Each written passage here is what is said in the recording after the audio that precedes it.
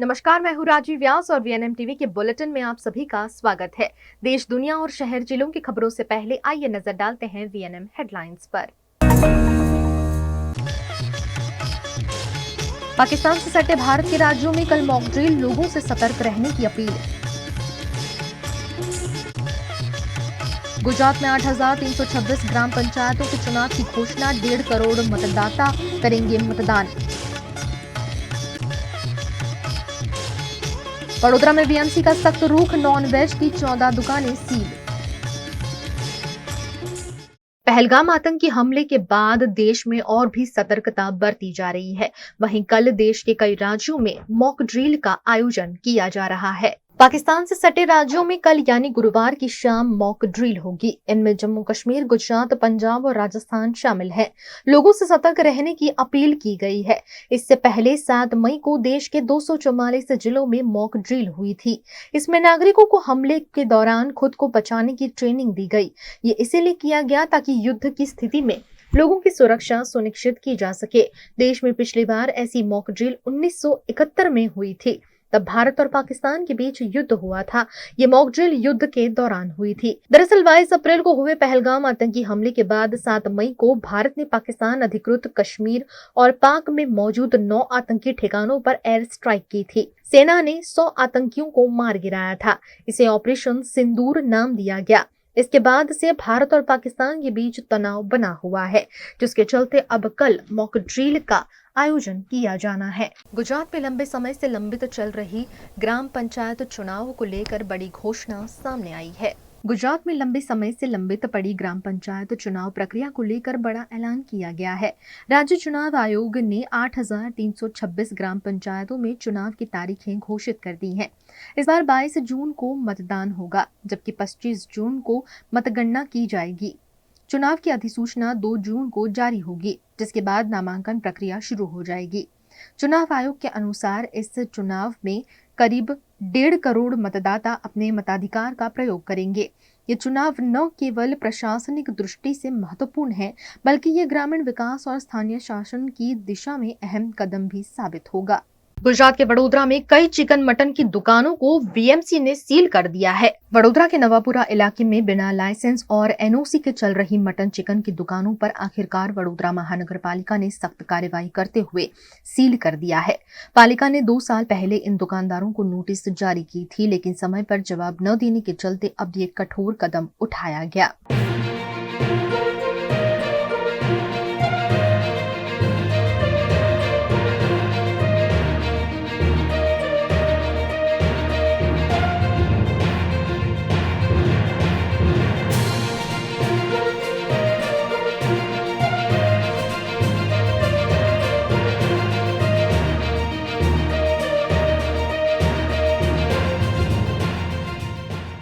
वडोदरा महानगर पालिका की मार्केट विभाग और स्वास्थ्य विभाग की संयुक्त टीम ने आज नवापुरा इलाके में मौजूद 14 मटन और चिकन दुकानों को सील कर दिया। पालिका के मुताबिक इन दुकानों को 2 वर्ष पूर्व नोटिस दी गई थी, लेकिन बार बार सूचना देने के बाद भी न तो लाइसेंस रिन्यू कराया गया और न ही एनओसी ली गई।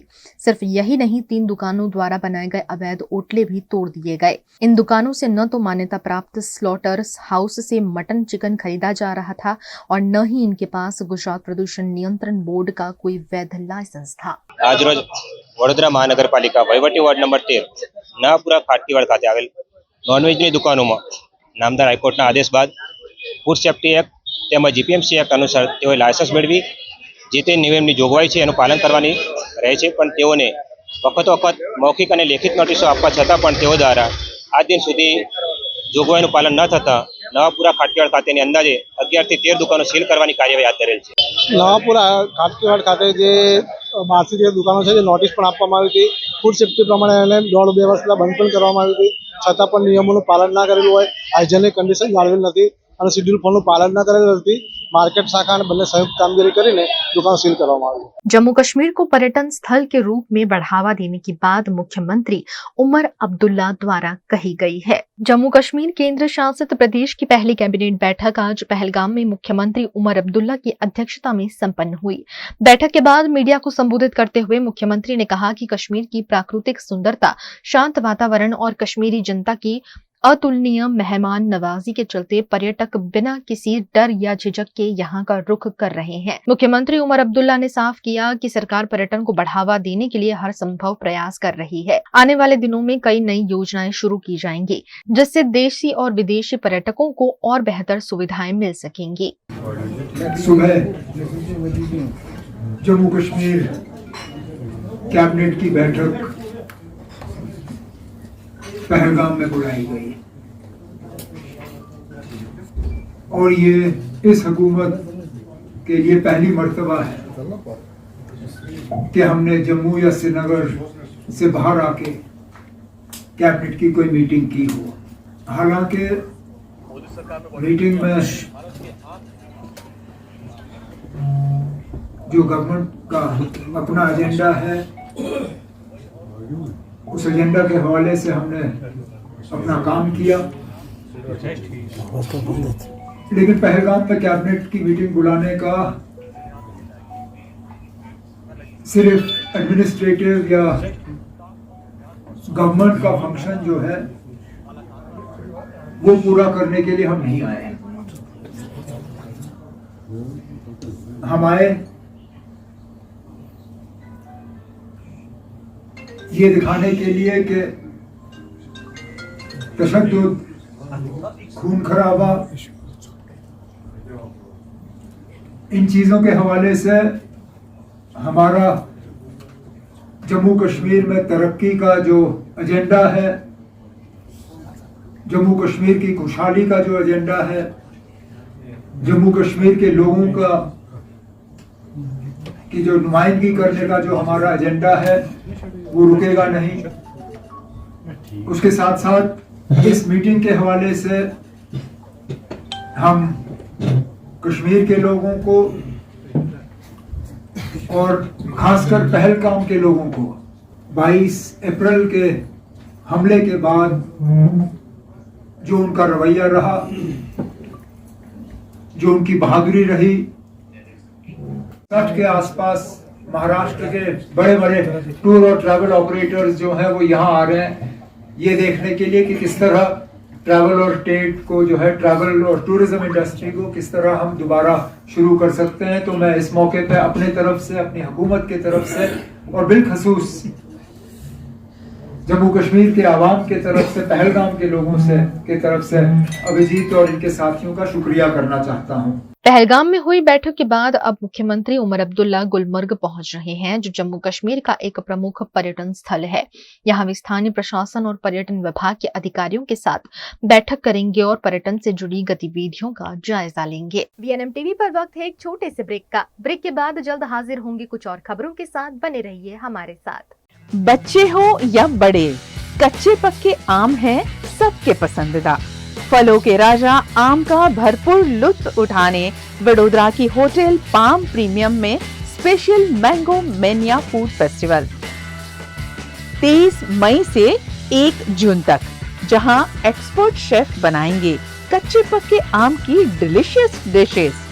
आम रस, आम पन्ना, कच्ची कैरी चाट, तरह तरह के आम के अचार और चटनी, mango lassi, mango cheesecake, mango phirni, roasted mango salsa, mango kadhi और बहुत कुछ। आम खाने के शौकीनों के लिए ये फूड फेस्टिवल में जाना तो बनता है। होटल पाम प्रीमियम, ऑपोजिट सूरज प्लाजा, सयाजीगंज, वडोदरा। गुजरात में लंबे समय से लंबित चल रही ग्राम पंचायत चुनाव को लेकर बड़ी घोषणा सामने आई है। गुजरात में लंबे समय से लंबित पड़ी ग्राम पंचायत चुनाव प्रक्रिया को लेकर बड़ा ऐलान किया गया है। राज्य चुनाव आयोग ने 8,326 ग्राम पंचायतों में चुनाव की तारीखें घोषित कर दी हैं। इस बार 22 जून को मतदान होगा, जबकि 25 जून को मतगणना की जाएगी। चुनाव की अधिसूचना 2 जून को जारी होगी, जिसके बाद नामांकन प्रक्रिया शुरू हो जाएगी। चुनाव आयोग के अनुसार इस चुनाव में करीब 1.5 करोड़ मतदाता अपने मताधिकार का प्रयोग करेंगे। ये चुनाव न केवल प्रशासनिक दृष्टि से महत्वपूर्ण है, बल्कि ये ग्रामीण विकास और स्थानीय शासन की दिशा में अहम कदम भी साबित होगा। दिल्ली के पटियाला हाउस कोर्ट से पोक्सो एक्ट में बरी होने वाले पूर्व सांसद बृजभूषण शरण सिंह अयोध्या पहुंचे। पटियाला कोर्ट से बड़ी राहत मिलने के बाद अयोध्या पहुंचे बृजभूषण शरण सिंह ने सबसे पहले हनुमानगढ़ी मंदिर में दर्शन पूजन किया। इसके बाद उन्होंने सागरिया पट्टी के महंत ज्ञानदास और उनके उत्तराधिकारी महंत संजय दास से आशीर्वाद लिया। इस मौके पर कई महंत और साधु संत मौजूद रहे, जिन्होंने पूर्व सांसद का स्वागत किया। बृजभूषण ने अपने ऊपर लगे आरोपों को राजनीति से प्रेरित बताया और कहा कि लोग उन्हें कुश्ती का भगवान कहते थे, वहीं आज उनके खिलाफ खड़े हुए हैं। उन्होंने आम आदमी पार्टी पर हमला बोलते हुए कहा कि जिसने भी उनका विरोध किया उसे भगवान दंड देगा, क्योंकि वो हनुमान जी के भक्त हैं। मेरे ऊपर ये आरोप लगा था, इसी समय मैंने कहा था ये सब झूठ है। साथ ही साथ कहा था मेरे ऊपर जो है आरोप हो जाएंगे, ठीक है, तो मैं स्वतः फांसी पर जाऊंगा। आज न्यायपालिका का जो निर्णय आया है, नीचे करो चाचा आईडी, उसके द्वारा जो बात मैंने 18 जनवरी 2023 चुप रही है भाई को कहा था वो प्रमाणित हुई है। और न्यायपालिका पर मैंने पहले भी भरोसा जताया था, आज भी न्यायपालिका का आभार व्यक्त करता। गुजरात के पाटन जिले में फिल्मी स्टाइल में एक प्रेमी जोड़े ने खूनी खेल खेला है। पाटन जिले के सांतलपुर तालुका स्थित जाखोत्रा गांव में एक सनसनीखेज वारदात ने सभी को हैरान कर दिया।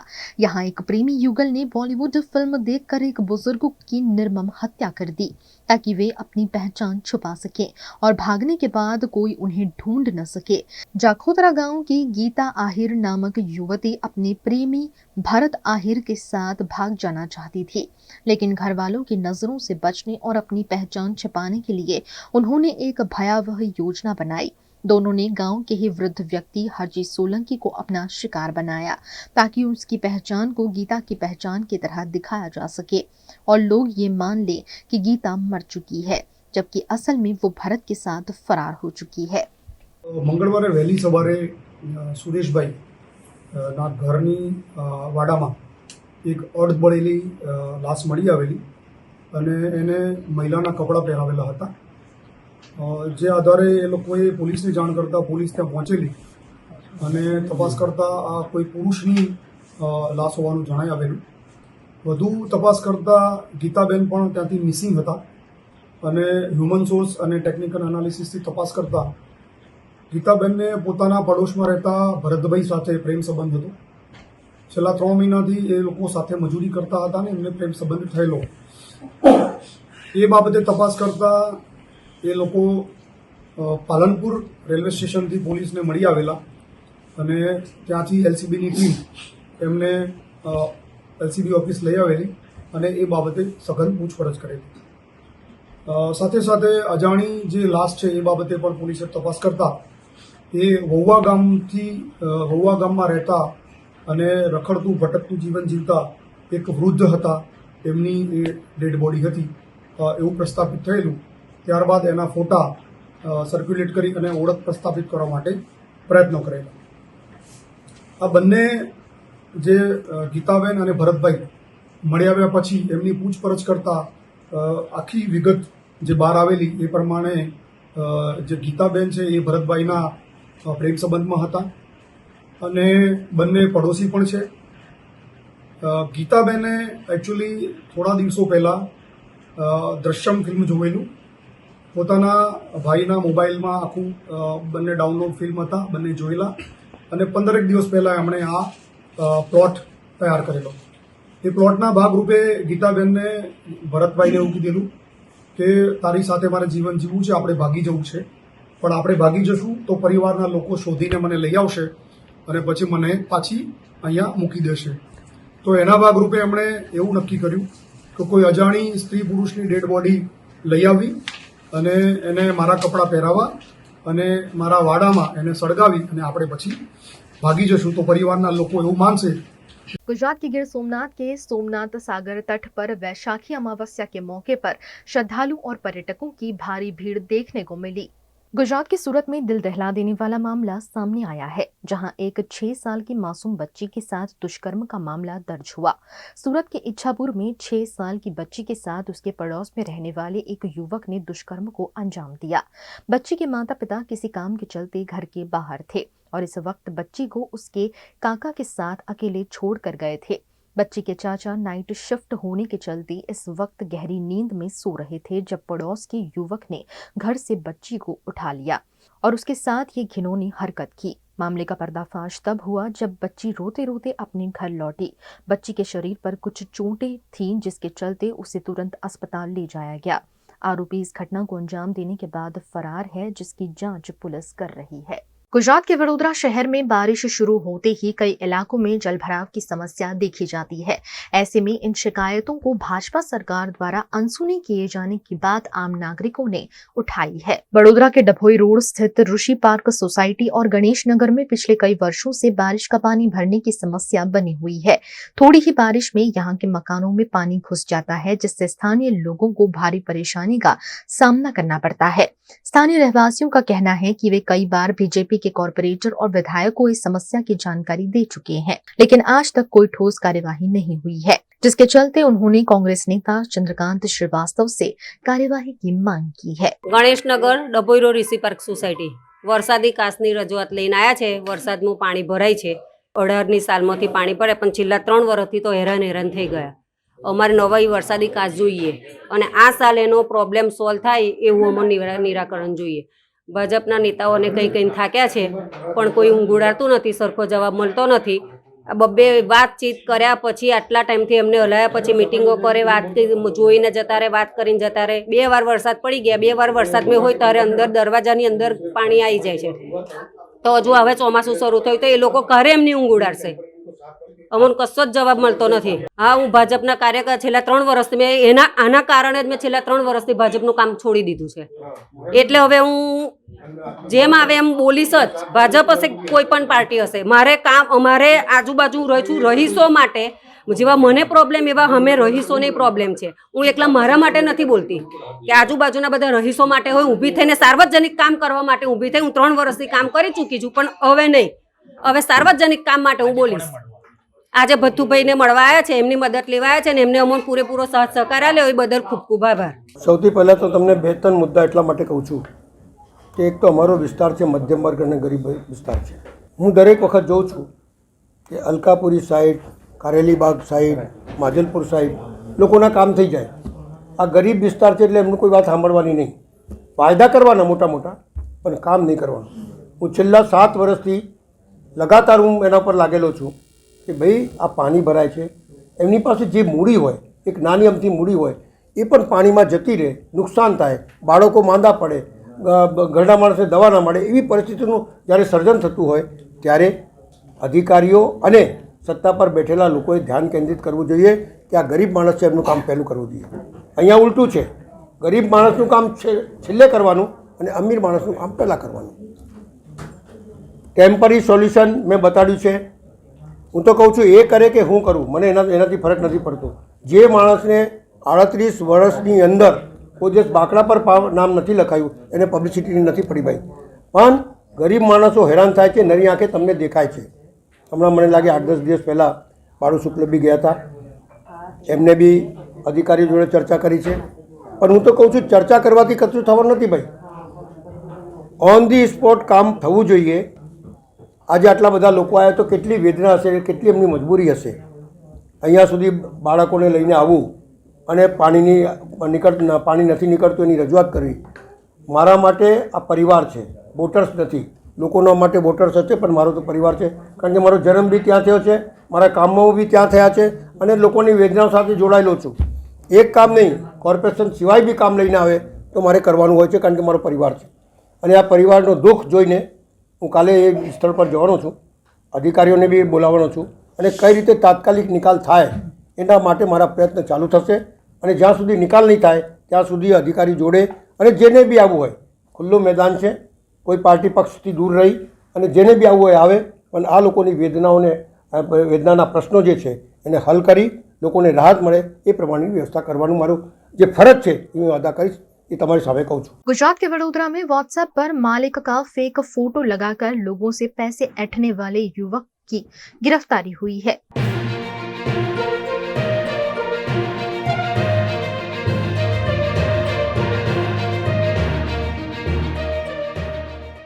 વડોદરા શહેર સાયબર ક્રાઇમ પોલીસ સ્ટેશન ખાતે 38/24ની એફઆઈઆર દાખલ કરવામાં આવેલ, જેમાં અંકુર ટેકનોલોજીસ પ્રાઇવેટ લિમિટેડ નામની કંપનીના માલિક છે એમના ફોટોનો મિસયુઝ થઈને એમના ફોટો યુઝ કરીને એમના એકાઉન્ટન્ટને એક મેસેજ કરવામાં આવેલ, જેમાં એમને એક એકાઉન્ટ આપવામાં આવેલ અને એકાઉન્ટમાં 69 લાખ રૂપિયા ભરાવવામાં આવેલ। જે બાબતે તપાસ કરતા અગાઉ આ જ કેસમાં 3 આરોપીઓ પકડાઈ ગયેલ છે અને જે બાબતે વધુ તપાસ કરતા 2 આરોપીઓ જેનું નામ છે હાર્દિક પરમાર અને નવાઝ બુખારી, તેમની એરેસ્ટ ટ્રાન્સફર વોરંટથી એમની ધરપકડ કરવામાં આવેલ છે। એમનો મુખ્યત્વે રોલ જે એકાઉન્ટમાં જે ફર્સ્ટ લેયરમાં 69 લાખ રૂપિયા ગયા છે, 69 લાખ રૂપિયા, તે વિવિધ સેકન્ડ એકાઉન્ટમાં સેકન્ડ લેયરમાં 9 એકાઉન્ટ છે તેમાં પૈસા જમા કરવામાં આવેલ। આરોપીઓનો રોલ એ પ્રકારે છે કે તેઓ અલગ અલગ માણસો પાસેથી વિવિધ બેંક એકાઉન્ટ ઓપન કરાવતા હતા અને તેમની પાસેથી પોસ્ટ ડેટેડ ચેક્સ મેળવી લેતા હતા અને તે ચેક પર જ્યારે પણ આવા સાયબર ફ્રોડના પૈસા જમા થાય ત્યારે તે પૈસા મેળવીને તેને એટીએમના માધ્યમથી અથવા તો ચેક વિથડ્રોલથી પૈસા મેળવીને એમના સાગરીતોને પહોંચાડતા હતા। વોટ્સએપનું ડીપી જે છે જે એમના માલિક છે એનું સેમ ટુ સેમ રાખશે અને જે પણ ઓફિશિયલ કન્વર્ઝેશન એમની થતી હોય છે તો ઇંગ્લિશમાં એમને મોકલતા હોય છે કે આ પ્રકારે આ ક્લાયન્ટ છે અને ક્લાયન્ટની આટલા રૂપિયા પહોંચાડવાના છે, તો એ પ્રકારે આ કેસમાં એમને 69 લાખ રૂપિયા જમા કરવા માટે એક એકાઉન્ટ આપેલું, જેમાં એકાઉન્ટન્ટ द्वारा એટલા રૂપિયા જમા કરવામાં આવે। झारखंड में सरना धर्म कोड की मान्यता की मांग को लेकर धरना प्रदर्शन किया गया। सरना धर्म कोड की मान्यता की मांग को लेकर झारखंड मुक्ति मोर्चा ने साहिबगंज में 1 दिवसीय धरना प्रदर्शन किया। यह धरना जिला समाहरणालय के पास आयोजित किया गया, जिसमें झामुमो कार्यकर्ताओं के साथ बड़ी संख्या में आदिवासी समुदाय के लोग, छात्र, सामाजिक कार्यकर्ता शामिल हुए। धरने का नेतृत्व झामुमो जिला अध्यक्ष अरुण सिंह ने किया। इस दौरान राजमहल विधायक MT राजा, बोरियो विधायक धनंजय सोरेन और साहिबगंज जिला परिषद की अध्यक्ष मोनिका किस्को भी उपस्थित रहीं। धरने में जुटे लोगों ने सरना धर्म कोड लागू करो, आदिवासी धर्म को पहचान दो जैसे नारे लगाए। सरना धर्म कोड को लेकर है अभी हर एक जिला में, हर एक झारखंड के हर एक जिला में 1 दिन का धरना प्रदर्शन है। हमको लगता है 1945 से अभी तक में हम लोग को दरकिनार किया गया था, कोई कोड ही नहीं, तो हम लोग आखिर हम लोग भी तो आदमी है ना यार। धर्म अपने जगह पर है, ठीक है, धर्मनिरपेक्ष राज है तो धर्म को परिवर्तन किया जा सकता है, लेकिन जाति को कोई परिवर्तन नहीं करता है। इसलिए हम लोग को आदिवासी हित के लिए, आदिवासी के नाते हम लोग का कोड होना चाहिए। आज पार्टी का पूरे राज्य स्तरीय प्रोग्राम में सेंट्रल कमेटी के निर्देशानुसार साहिबगंज जिला में भी आज ये 1 दिवसीय धरना कार्यक्रम हो रहा है, क्योंकि हम लोग पार्टी ये चाह रही है और हम लोग भी ये निर्णय ले चुके हैं कि किसी भी कीमत में उस दिन को याद कर रहे हैं जब हम लोग अलग झारखंड के लेकर पंचायत से लेकर जंतर मंतर तक धरना प्रदर्शन करते थे। आज फिर पार्टी का रूपरेखा तैयार हो गया है कि हम लोग आज जिला में 1 दिवसीय धरना कार्यक्रम कर रहे हैं कि पहले सरना धर्म कोड लागू हो, उसके बाद जाति जनगणना लागू किया जाए। बस सरना धर्म कोड के लिए हम लोग में 1 दिवसीय धरना लागू मैंने धरना कोड लागू हो, इसके लिए धरना कार्यक्रम कर रहे हैं।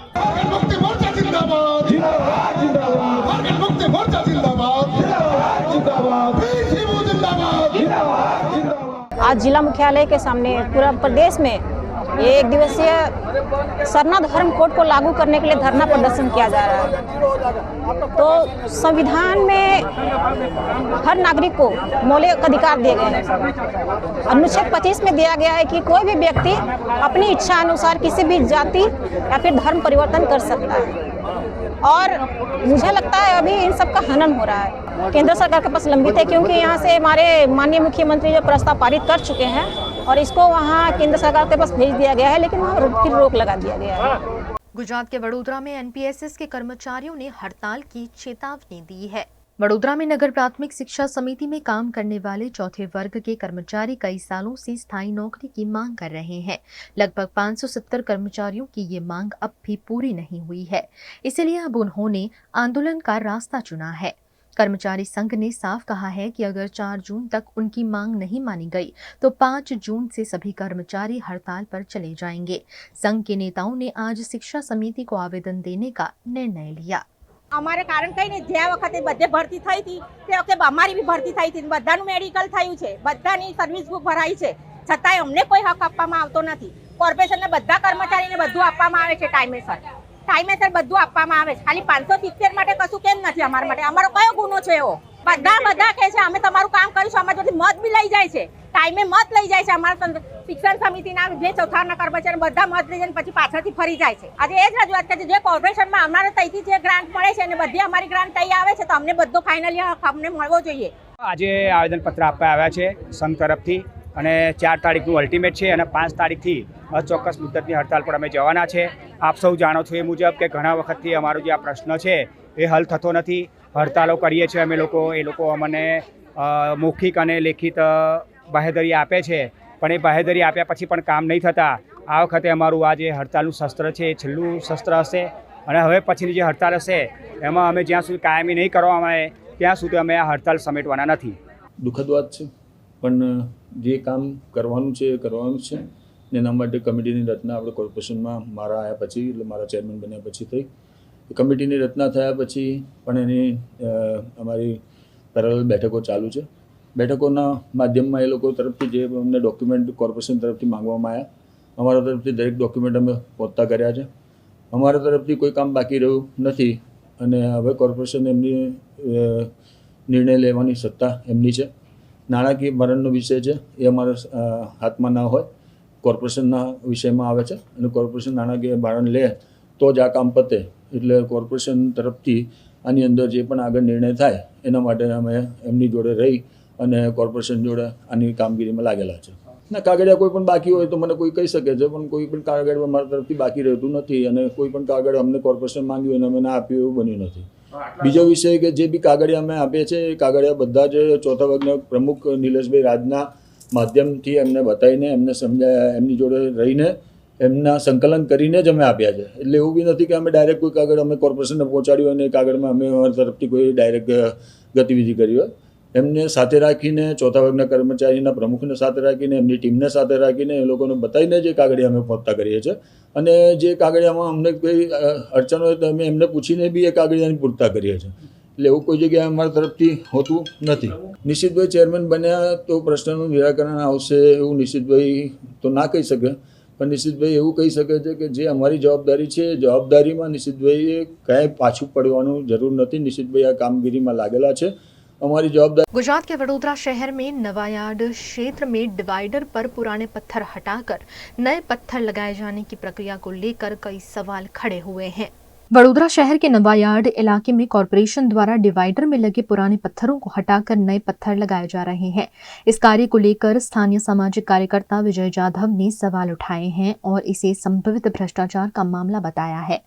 उन्होंने इस संबंध में वडोदरा महानगर पालिका के आयुक्त को एक आवेदन पत्र सौंपकर उचित जांच की मांग की है। विजय जाधव का आरोप है कि नवायार्ड से लेकर छाणी जकात नाका तक के मुख्य मार्ग पर हाल ही में डिवाइडर में लगे पत्थरों को हटाकर उनकी जगह नए पत्थर लगाए जा रहे हैं, जबकि पुराने पत्थर अभी भी मजबूत और उपयोग लायक है। उन्होंने ये भी कहा कि पहले से लगे पत्थरों को बिना किसी ठोस कारण के हटाना जनता के टैक्स के पैसों की बर्बादी है।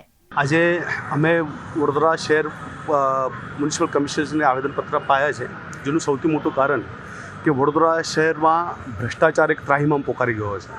વાત કરીએ તો નવાયાર્ડથી છાણી જકાત નાકા સુધી મુખ્ય માર્ગ જે વચ્ચે ડિવાઈડર આવ્યો છે એ ડિવાઈડરના જે પથ્થરો છે, પથ્થરો બદલવાની કામગીરી તંત્ર અત્યારે હાથમાં લીધેલી છે। આજે અમારે એક જ વસ્તુ કહેવી છે કે જે જૂના પથ્થરો હતા, જે જૂના પથ્થરો અમે સાહેબશ્રીને બતાવવા આવ્યા છે, એ જૂના પથ્થરોની ક્વોલિટી, એની ગુણવત્તા અને એટલા હેવી ને મજબૂત છે કે ખરેખર એ પથ્થર હજુ 15-20 કશું થાય, 15-20 વર્ષ સુધી કશું થાય નહીં એવી હું જાતે ગેરંટી આપું। જ્યારે આવી સારી ક્વોલિટીના પથ્થરો હોય તો આ લોકોને બદલવાની જરૂરત એટલી જ શું પડે છે. આજે મને કહેતા દુઃખ થાય છે કે વડોદરા શહેરની અંદર જ્યારે કોર્પોરેશનની તિજોરી ભરેલી હોય તો અધિકારીઓનું કોન્ટ્રાક્ટરનું ઊંઘ આવતી નથી કે હું શું કરું તો જેથી કરીને અમારી મલાઈ મળીને અમારી મજા થાય. એટલે ખોટાનું ખોટા જે લોકોના પૈસા છે, વેરાના પૈસા છે, ખોટાનું ખોટા વેડફાઈ રહ્યા છે. સાથે બીજી વાત તમને કહી દઈશ કે નવાયારથી જકાતનાકા સુધી જે દબાણો હતા, કોર્પોરેશન દબાણો હટાવી દીધા અને રોડ પહોળી કરવાની કામગીરી હાથમાં લીધી હતી. આજની તારીખમાં જે રોડ પહોળા કરવાની રોડનું જે કામગીરી કરવાની છે કામગીરી હજુ સુધી કરી નથી. તો તમે શા માટે ખોટા તમે ખર્ચા કરી રહ્યો છે? એટલે આ તો કોન્ટ્રાક્ટરને અધિકારીઓની લાની છે. આની પાછળ જે પણ કામગીરી માટે જે પણ અધિકારીએ આની અંદર સંકલન કર્યું છે, જે પણ કોન્ટ્રાક્ટર છે, આની નિષ્પક્ષ તપાસ થાય. આજે અમે જે જૂના પથ્થરો જે કમિશનરશ્રીને બતાવવા આવ્યા છે એની ગુણવત્તા તપાસ કરે અને આની પાછળ જે પણ અધિકારીઓ, જે પણ કોન્ટ્રાક્ટર હોય એને વહેલામાં વહેલી તકે સસ્પેન્ડ કરે, એ જ માંગ સાથેનું અમે આવેદનપત્ર સુપ્રત કરવા આવ્યા છે. અત્યારે અમે જે સિક્યુરિટી ગાર્ડ છે, અત્યારે એમના દ્વારા અમને ખબર પડી કે અધિકારી એમના આવી રહ્યા છે, તો અમે પણ એક રાહ જોઈ રહ્યા છે. કેમ કે તમને કહી દઉં કે જ્યારે વડોદરા શહેરીજનોના પૈસા જ્યારે ખોટા વેડફાતા હોય તો જાગૃત નાગરિક તરીકે અમારી બી કંઈક જવાબદારી બને છે. અને જે પ્રમાણે અત્યારના જે કમિશનર સાહેબ છે કામગીરી કરી રહ્યા છે, ખરેખર વંદનીય છે. અને અમને ક્યાંક એમના પર ભરોસો છે કે અમારી જે રજૂઆત છે રજૂઆત સાંભળશે. અને તમને અત્યારે બી કહી દઉં કે અત્યારે જે જૂના પથ્થરો છે, નવા પથ્થરો છે, આ બંનેની ગુણવત્તા લોકો કમિશનરશ્રી તપાસ કરે અને ખરેખર હલકી કક્ષાની અત્યારે જે નવા પથ્થરો નાખવામાં આવે છે, હલકી કક્ષાની ગુણવત્તાવાળા પથ્થરો છે. જે પ્રમાણે આજે જૂના પથ્થરો ખરેખર બદલવાની જરૂર નથી, પણ ખબર નહીં આ લોકોને મજા આવે છે, પૈસો છે, તિજોરી ભરેલી છે, એટલે અમે તો શું કરીએ કે જેની કરીને અમારી લાણી થાય એવી રીતે અત્યારે તંત્ર કોર્પોરેશન ચાલી રહ્યું છે. અને અમને પૂરેપૂરો વિશ્વાસ છે કે અમારી માંગ છે ખરેખર કમિશનરશ્રી સાંભળશે અને આનું વહેલી તકે નિવારણ લાવશે. એ જ અપેક્ષા સાથે અમે આવેદનપત્ર સુપ્રત કરવા આવ્યા છે. गुजरात के गिर सोमनाथ के सोमनाथ सागर तट पर वैशाखी अमावस्या के मौके पर श्रद्धालु और पर्यटकों की भारी भीड़ देखने को मिली. सोमनाथ प्रभास पाटन के समुद्र तट पर वैशाख अमावस्या के पावन पर्व पर सुबह से ही श्रद्धालुओं का तांता लगा रहा. बड़ी संख्या में श्रद्धालु भक्तगण और छुट्टियों में आए पर्यटक पुण्य स्नान और दर्शन हेतु यहाँ पहुंचे. त्रिवेणी संगम पर स्नान करने वालों की संख्या इतनी अधिक रही कि तट पर भारी भीड़ जमा हो गई. इस दौरान ये सुनिश्चित करने के लिए कि कोई घटना न हो, पुलिस प्रशासन पूरी तरह से सतर्क नजर आया. समुद्र के किनारे नहाने आए लोगों को सुरक्षा के तहत सीमित क्षेत्र में ही रहने की हिदायत दी गई.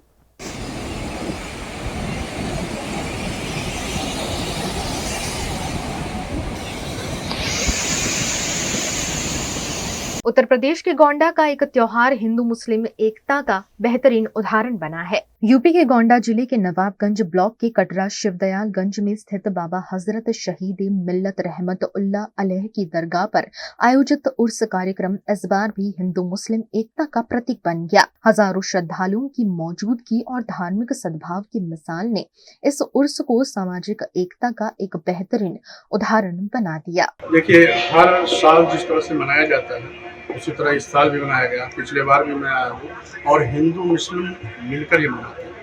हमारे भाई साहब हैं, ये जो हमेशा हमको याद करते रहते हैं, हर साल यहाँ पे आते रहते हैं. और मैं यही चाहूँगा जैसे ये मन रहा है इसी तरह हमेशा निरंतर मनता रहे और हम लोग हमेशा आते रहें. हिंदुत्व का, अपने हिंदुस्तान का हर एक चीज सही कामना सबके साथ है. VNM टीवी की खबरें अब आप YouTube, Facebook, Instagram के अलावा OTT प्लेटफॉर्म पर भी लाइव देख सकते हैं. Daily Hunt, Jio TV, Vodafone TV और Jio फाइबर पर 498 नंबर के चैनल पर भी 24 घंटे VNM टीवी आपके लिए उपलब्ध है. देखते रहिए VNM टीवी. नमस्कार.